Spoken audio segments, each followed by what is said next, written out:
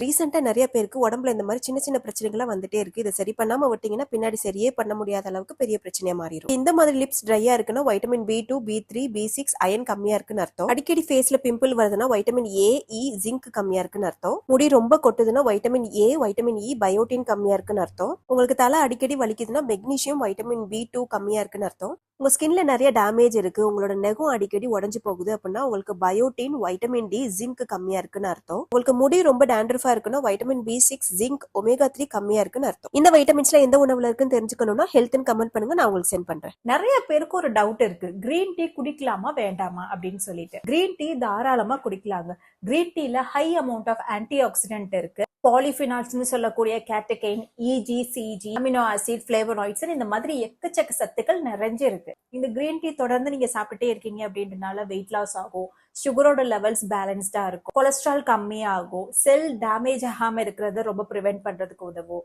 Cholesterol கம்மியாக்குறதுனால heart problem இருக்கிறவங்களுக்கு ரொம்ப உதவியா இருக்கும். அதே மாதிரி டைப் 2 சுகர் இருக்கிறவங்களுக்கும் ரொம்ப உதவியா இருக்கும்.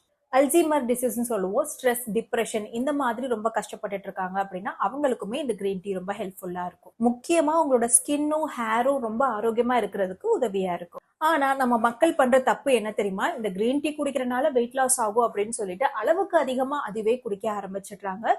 சோ இதனால அக்கார்டிங் டு NCCIH படி கெஃபின் சென்சிட்டிவிட்டி சில பேருக்கு ஆகும். ஸோ இதனால அவங்க ரொம்ப ஸ்ட்ரெஸ் ஆவாங்க, ஆன்சைட்டி, இன்சோமேனியா, நைட் டைம்ல தூக்கமே வராம ரொம்ப கஷ்டப்பட்டுட்டு இருப்பாங்க.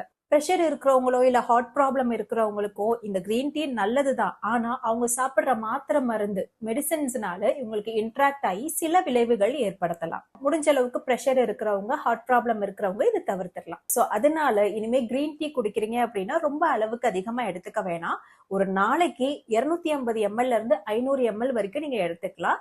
உதாரணத்துக்கு காலையில ஒரு கப்பும் ஈவினிங் ஒரு கப்பும் நீங்க எடுத்துக்கலாம். யாரெல்லாம்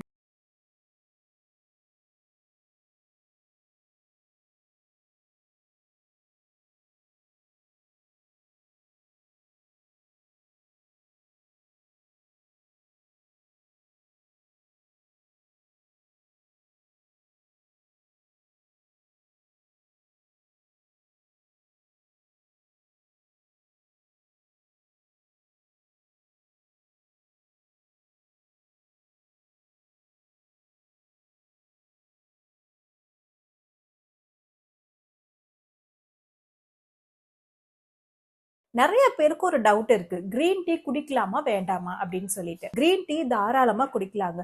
கிரீன் டீல high amount of antioxidant இருக்கு. பாலிஃபினால்ஸ்னு சொல்லக்கூடிய catechin, EG, CG, amino acid, flavonoids இந்த மாதிரி எக்கச்சக்க சத்துக்கள் நிறைஞ்சு இருக்கு. இந்த கிரீன் டீ தொடர்ந்து நீங்க சாப்பிட்டே இருக்கீங்க அப்படின்றனால வெயிட் லாஸ் ஆகும், சுகரோட லெவல்ஸ் பேலன்ஸ்டா இருக்கும், கொலஸ்ட்ரால் கம்மியாகும், செல் டேமேஜ் ஆகாம இருக்கிறத ரொம்ப ப்ரிவென்ட் பண்றதுக்கு உதவும். கொலஸ்ட்ரால் கம்மியாக்குறதுனால ஹார்ட் ப்ராப்ளம் இருக்கிறவங்களுக்கு ரொம்ப உதவியா இருக்கும். அதே மாதிரி டைப் 2 சுகர் இருக்கிறவங்களுக்கும் ரொம்ப உதவியா இருக்கும்.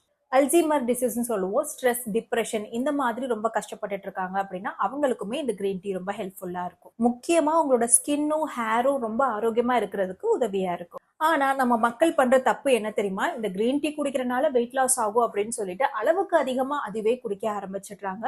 சோ இதனால அக்கார்டிங் டு NCCIH படி கெஃபின் சென்சிட்டிவிட்டி சில பேருக்கு ஆகும். ஸோ இதனால அவங்க ரொம்ப ஸ்ட்ரெஸ் ஆவாங்க, ஆன்சைட்டி, இன்சோமேனியா, நைட் டைம்ல தூக்கமே வராம ரொம்ப கஷ்டப்பட்டுட்டு இருப்பாங்க. ப்ரெஷர் இருக்கிறவங்களோ இல்ல ஹார்ட் ப்ராப்ளம் இருக்கிறவங்களுக்கோ இந்த கிரீன் டீ நல்லதுதான். ஆனா அவங்க சாப்பிடுற மாத்திரை மருந்து மெடிசன்ஸ்னால இவங்களுக்கு இன்ட்ராக்ட் ஆகி சில விளைவுகள் ஏற்படுத்தலாம். முடிஞ்ச அளவுக்கு ப்ரெஷர் இருக்கிறவங்க, ஹார்ட் ப்ராப்ளம் இருக்கிறவங்க இதை தவிர்த்திடலாம். ஸோ அதனால இனிமே கிரீன் டீ குடிக்கிறீங்க அப்படின்னா ரொம்ப அளவுக்கு அதிகமா எடுத்துக்க வேணாம். ஒரு நாளைக்கு 250 ml இருந்து 500 ml வரைக்கும் நீங்க எடுத்துக்கலாம். உதாரணத்துக்கு காலையில ஒரு கப்பும் ஈவினிங் ஒரு கப்பும் நீங்க எடுத்துக்கலாம். யாரெல்லாம் கிரீன் டீயே கதியா இருக்காங்களோ அவங்களுக்கு இந்த வீடியோவை ஷேர் பண்ணுங்க.